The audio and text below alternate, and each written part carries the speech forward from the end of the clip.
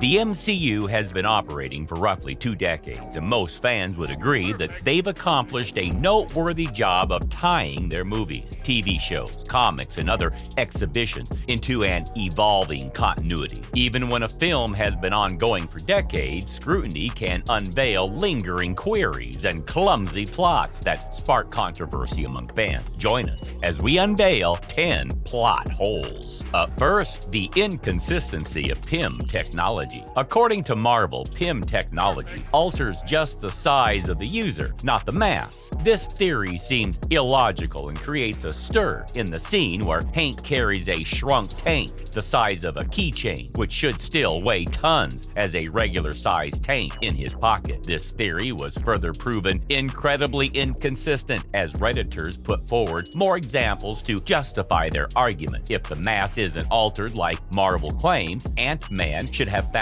it an impossible feat to ride on the back of a flying insect, as his weight should have squashed the insect or sprint on top of a henchman's gun, but he was able to successfully carry out the missions. In the first film, Hank Pym introduced the PIM technology when he told Scott Lang that the PIM particle works by closing the distance between atoms and not by reducing the number of atoms. At first, this theory sounded logical till Scott Lang, Ant-Man, went subatomic in his trip to the quantum realm. This is a major hiccup in the Marvel movies, or Marvel expected fans to shrug it off as another unexplainable Marvel technology. Next up, the casket of Ancient Winters has no effect on Loki's appearance. The casket of Ancient Winters was a relic and weapon that once belonged to the frost giants of Jotunheim and affects anyone who isn't Asgardian. If the film was shot based on this theory, we can well relate to the critique tossed to the public by a fan, Loki holding the casket without turning blue. Just before Thor's coronation, the frost giants were vaporized in a heist aided by Loki to steal the casket of Winters. This incident sowed the seed of doubt in Loki, the deity of mischief and one of the most powerful members of the Asgardian royal family. Doubting his origins as an Asgardian, he picked up the casket of Ancient Winters, which dissipated the magic responsible for his cover as an Asgardian. Though this revelation was only a glimpse of Loki's true self, Marvel fans hope to see more of him in the Loki series. Arrested by TVA, Loki was rendered powerless as his magic failed to work within the confines of TVA's domain, just as the Infinity Stones became regular pebbles under their power. Then the critique arises: how was Loki able to remain in the Asgardian form rather than his true form as a frost giant? Then we have everyone speaking the same language, ranging from the Earthlings, the Asgardians, the Jotuns, the Kree, the Xandarians, Thanos, Ego, the Living Planet, the Collector, and all the many races that we encountered in Guardians of the Galaxy speak English. Though it isn't exclusively in Marvel movies that this inexplicably occurs, it's still questionable and raises eyebrows. This plot hole was initially encountered in Thor when the god of thunder was banished from Asgard. On his arrival on Earth, the god conveniently communicated in English, shocking Marvel fans. Though a conceivable solution was proposed by agents of S.H.I.E.L.D. when Chief elucidated that Asgardians learned the languages of vast races and species during their childhood, it suspended some fans' doubts. The release of Guardians of the Galaxy created quite a stir as it brought the Terrian, aka an Earthling, into space and expanded the number of races in the MCU. How do a vast number of races speak the same language across the galaxy? Established in the Guardians of the Galaxy, Quill was a universal translator implanted, making it easier for the audience and himself to hear every language spoken by all races in English. But everything changed when Avengers: Infinity War was released, as the Guardians were seen interacting with the Avengers. Tony and the raccoon conversed fluently, using the same expressions without a hiccup. True, MCU is mythical and entertaining, but how is this remotely possible? Moving on, S.H.I.E.L.D. is nameless in the first Iron Man movie. Casting our minds back to Iron Man, the beginning of the Marvel Empire, the perspicacious few among us will easily detect the retconned plot hole that Tempest 31 has tossed in Marvel's face as regards S.H.I.E.L.D. not having an acronym for Iron Man yet. It has been around since just after World War II. Following a sequential order, Marvel has concurrently released release movies before encountering a major hiccup, the release of Captain America, the First Avenger, which occurred during the Second World War, years before any of the other MCU events unfolded. In Captain America, the acronym SHIELD, SHIELD, was used frequently, rather than what should have been known as the Strategic Homeland Intervention Enforcement and Logistics Division. Tony Stark's ignorance about the existence of SHIELD seemed ludicrous since it was his father, Howard Stark, who created the agency,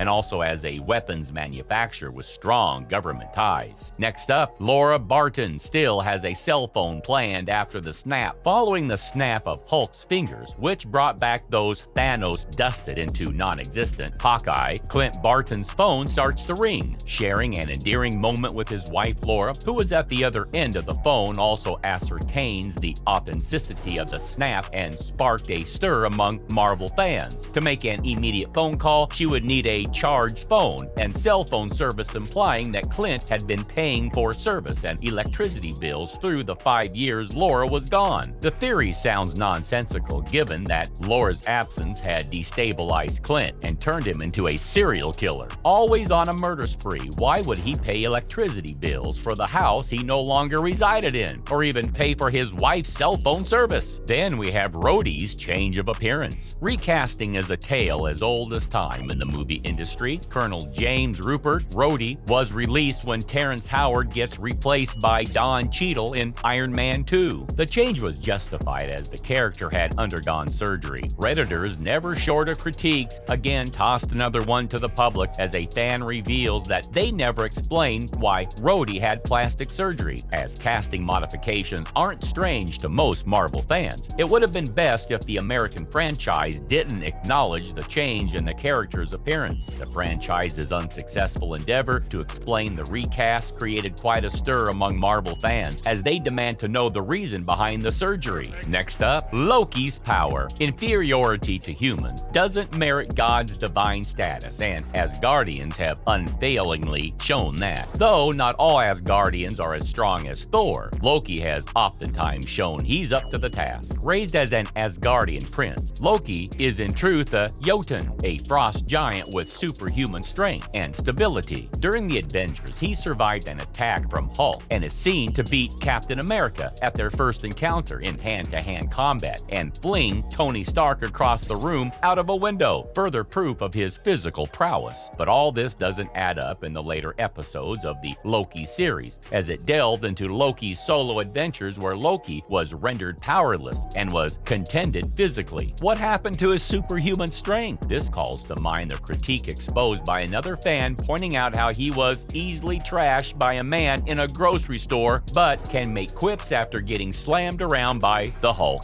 Up next, Drax's speech. Characterizing Drax the Destroyer as part of a race that takes metaphors literally seems to be a major hiccup in the Marvel Cinematic Universe. Though his inability to understand sarcastic comments has created humorous scenes and has captivated the audience, he seems to get jokes that reek of sarcasm from time to time. Gamora said it best when she said metaphors go over Drax's head, a remark that caused controversy and sparked a heated debate among lots of Marvel fans. Has been revealed by a fan who finds it disturbing that Drax doesn't understand metaphors, but called Ronan a puppet. Drax's description of Ronan hits the mark, but given his role, he should have rephrased his words. In Guardians of the Galaxy Volume 2, Drax became more comedic and also understood more metaphors and sarcastic comments. Perhaps he learned from socializing with others for so long. Moving on, Janet Van Dyne's 3 Decades of the Quantum Realm. Ant-Man played its role in the introduction of the Quantum Realm in MCU as Hank Pym revealed the complexity of its access to Scott Lang, only to further reveal that his wife was lost in the Quantum Realm during an assignment to sabotage the Soviet nuclear missile. Though she was rescued in Ant-Man and the Wasp, she had aged 30 years and had gained superhuman abilities. A Reddit shared his concern, Janet surviving 30 years without food and water. Though this critique was never addressed by the franchise, today's Marvel fans took it upon themselves to tackle this hiccup. In an agitating debate, several theories were considered as to how Janet Van Dyne survived 3 decades in the quantum realm. Some of the theories are Janet could have stumbled upon a society in the quantum realm that equipped her with necessities and everything she pressed for, justifying how she maintained her sanity. Some have proposed the idea that she might not have needed sustenance as a result of her shrinking to a subatomic state. Others are of the idea that this hiccup was just an oversight on the part of the MCU, as it would be impossible to age without sustenance. Some of these theories might actually be right, judging from the Ant-Man and the Wasp Quantum's trailer. We could see that Janet indeed stumbled upon a civilization in the quantum realm. Finally, Vision's body. Brought to life in a rather tricky process, Vision was created by Ultron from vibranium and given life by the Mind Stone. Stolen by the Avengers, Tony Stark and Bryce Banners uploaded the remnants of Stark's artificial intelligence, Jarvis, J-A-R-V-I-S, upon it. Upon his wake, Vision asserted that he'd fight alongside the Avengers under Captain America's supervision to rescue humanity, for he didn't belong to any organization. He eventually left the Avengers after the unfolding of a series of events to strengthen his relationship with the Scarlet Witch, Wanda Maximoff. And not quite long after his departure from the Avengers, Thanos laid waste to him in his quest to retrieve the Mind Stone.